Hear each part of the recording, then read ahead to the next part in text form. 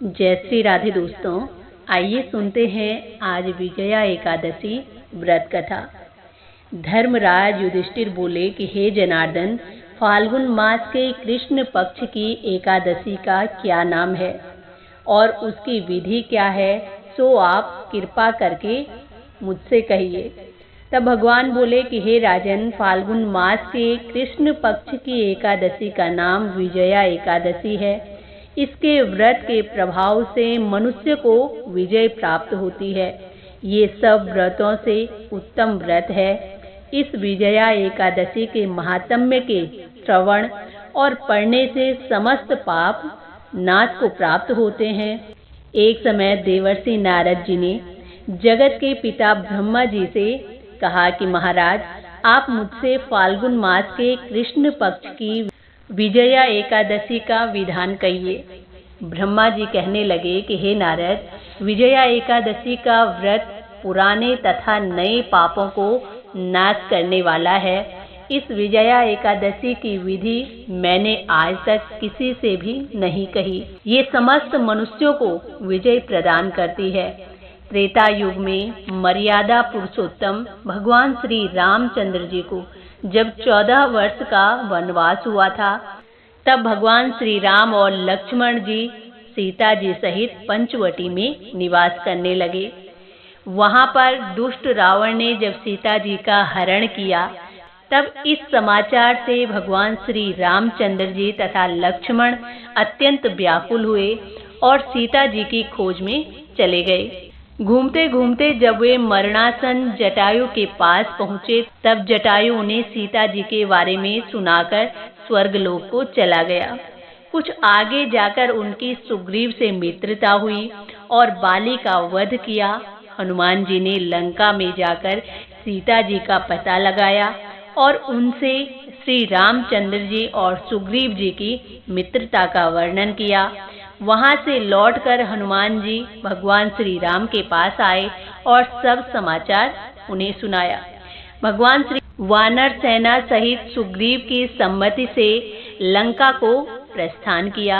जब भगवान श्री रामचंद्र जी समुद्र के किनारे पहुंचे, तब उन्होंने मगरमच्छ आदि से युक्त अगाध समुद्र को देखकर लक्ष्मण जी से कहा कि इस समुद्र को हम किस प्रकार पार कर पाएंगे।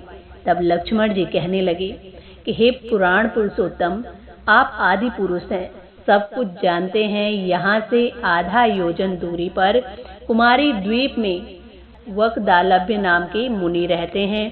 उन्होंने अनेकों ब्रह्म देखे हैं। आप उनके पास जाकर इसका उपाय पूछिए। लक्ष्मण जी के इस प्रकार के वचन सुनकर भगवान श्री रामचंद्र जी अब वकदालभ्य ऋषि के पास पहुँचे और उनको प्रणाम किया।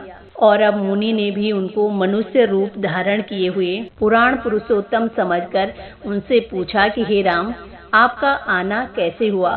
तब भगवान श्री राम कहने लगे कि हे ऋषि, मैं अपनी सेना सहित यहाँ आया हूँ और राक्षसों को जीतने के लिए लंका जा रहा हूँ। आप कृपा करके समुद्र पार करने का कोई उपाय बताइए। मैं इसी कारण आपके पास आया हूँ। तब ऋषि कहने लगे कि हे राम, फाल्गुन मास के कृष्ण पक्ष की एकादशी का व्रत करने से निश्चय ही आपकी विजय होगी और साथ ही आप समुद्र भी अवश्य पार कर लेंगे।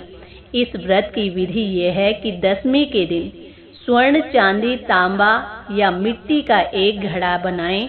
उस घड़े को जल से भरकर 5 पल्लव रख वेदिका पर स्थापित करें। उस घड़े के नीचे सतनजा और ऊपर जौ रखें। उस पर श्री नारायण भगवान की स्वर्ण की मूर्ति स्थापित करें। एकादशी के दिन स्नान आदि से निवृत्त होकर धूप, दीप, नैवेद्य, नारियल आदि से भगवान का पूजन करें। उसके बाद घड़े के सामने बैठकर दिन व्यतीत करें और रात्रि को भी उसी प्रकार जागरण करें। द्वादशी के दिन नित्य नियम से निवृत्त होकर उस घड़े को ब्राह्मण को दे दें। हे राम, यदि तुम इस व्रत को सेनापतियों सहित करोगे तो तुम्हारी विजय अवश्य होगी। भगवान श्री रामचंद्र जी ने ऋषि के कहे अनुसार इस व्रत को किया और इसके प्रभाव से दैत्यों पर विजय प्राप्त की। हे राजन, जो कोई मनुष्य विधि पूर्वक इस व्रत को करेगा, दोनों लोकों में उसकी अवश्य विजय होगी। श्री ब्रह्मा जी ने नारद जी से ये कहा था, हे पुत्र, जो कोई इस व्रत के महात्म्य को पढ़ता या सुनता है, उसको भी वाजपेयी यज्ञ का फल मिलता है। तो दोस्तों, ये थी आज विजया एकादशी व्रत कथा। भगवान श्री नारायण की सब पर कृपा बनी रहे, सब स्वस्थ रहें और अपने अपने कार्यों में व्यस्त रहते हुए भगवान का नाम भी लेते रहें। इसी के साथ जय श्री राधे, जय श्री कृष्ण।